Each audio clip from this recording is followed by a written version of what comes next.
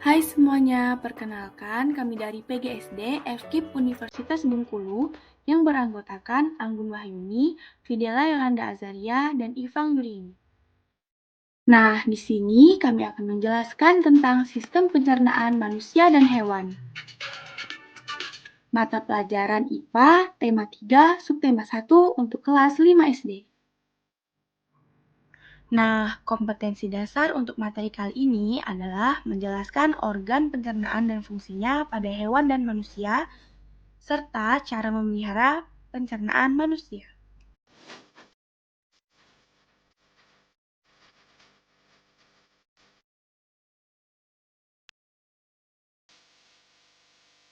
Perhatikan cuplikan di bawah ini. Terlihat beberapa sapi sedang memakan makanannya. Tahukah kamu bagaimana sapi mencerna makanannya? Mari kita bahas. Sapi merupakan hewan spesial dalam mencerna makanannya, berbeda dengan hewan yang lain. Sapi termasuk ke dalam hewan ruminansia. Apa sih hewan ruminansia itu? Hewan ruminansia adalah kelompok mamalia yang biasanya memakan makanannya 2 kali. Pada hewan ruminansia, terdapat 4 bagian lambung dengan fungsi tertentu, sehingga hewan ini memiliki cara makan yang berbeda. Cara pengolahan makanannya berbeda dari mamalia lain, karena mamalia lain hanya memiliki satu perut.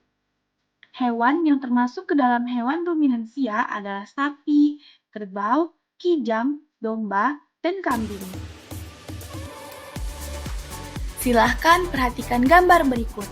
Pada dasarnya, proses pencernaan pada hewan ruminansia ini dimulai ketika rumput yang dimakan, dikunyah, dan ditelan menuju ke kerongkongan. Setelah itu, makanan akan masuk ke bagian perut pertama yaitu rumen sebagai gudang sementara dari makanan yang telah ditelan. Di rumen tersebut, nantinya akan terjadi pencernaan protein. Lalu, diteruskan ke bagian perut kedua, yaitu retikulum. Di dalam retikulum, makanan akan dibentuk menjadi gumpalan-gumpalan kasar yang disebut dengan bolus.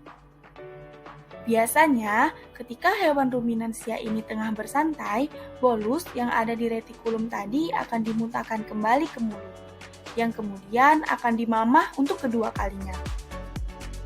Setelah proses pemamahan kedua kali, makanan akan ditelan kembali dan diteruskan ke bagian perut ketiga, yaitu omasum. Di dalam omasum akan terdapat produksi enzim yang bercampur dengan bolus.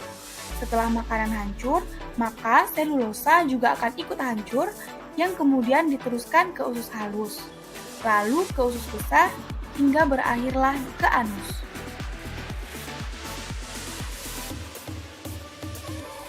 Selanjutnya, kita akan belajar mengenai sistem pencernaan pada manusia. Salah satu ciri makhluk hidup adalah membutuhkan makanan. Makanan yang telah dimakan akan dipecah dalam sistem pencernaan menjadi sumber energi. Sistem pencernaan adalah salah satu sistem kompleks yang terdapat dalam tubuh kita tanpa kita sadari dan tanpa harus diperintah, sistem pencernaan tersebut akan bekerja dengan sendirinya. Apa saja sih bagian-bagian dari sistem pencernaan manusia? Yang pertama, terdiri dari mulut, kemudian kerongkongan, lambung, usus halus dan usus besar, dan yang terakhir anus. Di dalam mulut ada 3 organ yang berperan, yaitu gigi, lidah, dan kelenjar ludah. Proses pencernaan dimulai sejak makanan masuk ke dalam mulut. Dinamakan pencernaan secara mekanik dan kimia. Pencernaan mekanik adalah pencernaan yang dibantu oleh gerak fisik, sedangkan pencernaan kimia dibantu oleh enzim dalam menghancurkan makanan. Mari kita bahas. Gigi berfungsi untuk mengunyah makanan menjadi halus, sehingga membantu kerja enzim pencernaan agar cepat dan efisien. Jenis gigi yang kita punya itu ada 4, yaitu gigi seri, gigi taring, geraham depan, dan geraham belakang. Nah, masing-masing dari jenis gigi ini memiliki fungsinya tersendiri. Gigi seri berfungsi untuk memotong dan menggigit makanan. Gigi taring berfungsi untuk merobek makanan, sedangkan gigi geraham depan dan gigi geraham belakang berfungsi untuk mengunyah makanan. Lidah berfungsi untuk mengaduk makanan di dalam mulut, membantu mendorong makanan atau menelan makanan menuju ke kerongkongan, dan sebagai alat pengecap atau indera perasa. Berikut ini adalah bagian-bagian lidah yang dapat merasakan 4 rasa. Bagian ujung merasakan manis, bagian samping merasakan asin dan asam, serta bagian pangkal merasakan pahit. Selanjutnya, kita akan membahas mengenai kelenjar ludah. Kelenjar ludah berfungsi untuk menghasilkan ludah atau air liur yang fungsinya membasahi atau melumasi makanan.